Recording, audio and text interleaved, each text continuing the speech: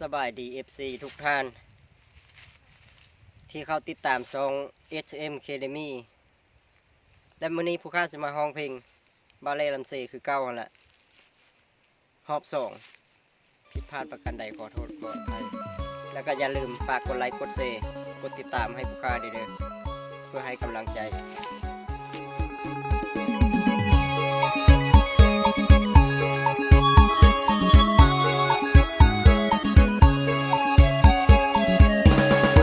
ต้น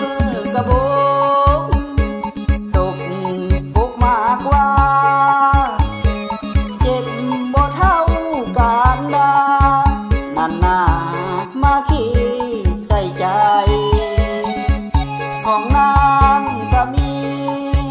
เป็นหยังบ่ไปขี้ใส่แนวมีคนหักใหม่เหยียดใจกันคักแท่น้องของหักกันมาจนว่าหูใสหูฟุ้งบ่ตีหอดคนเขาลุงมาจีบที่เผาลงคลองคนที่หักเจ้าคนนี้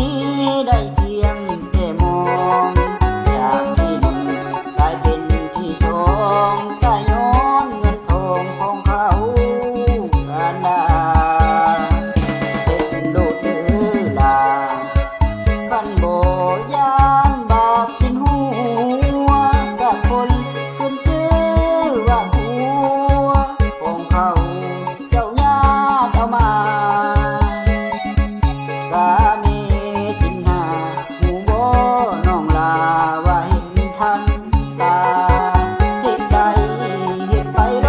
ดนาส่งทิมไปมาหาเขาคนนั้นขึ้นต้นกระโบกตกกกมากม่วงลาก่อนเด้อคนหลอกลวงบ่ต้องห่วงอายดอกแจ่มจันทร์บาดแผลหัวใจคงหายในอีกบ่นานตกปกไหมหัวใจพิการปวดทรมานเท่าน้องหักอก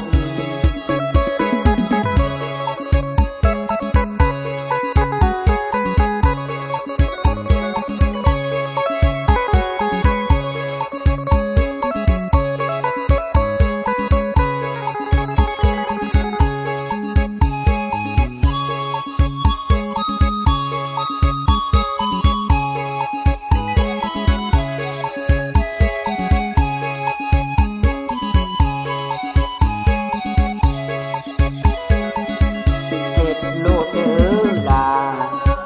คันบ่ยานบาปกินหัวกับคนขึ้นชื่อว่าผัวของเขาเจ้าญาติเอามากาเมสินหาหูบ่น้องลาว่าเห็นทันตาเหตุใด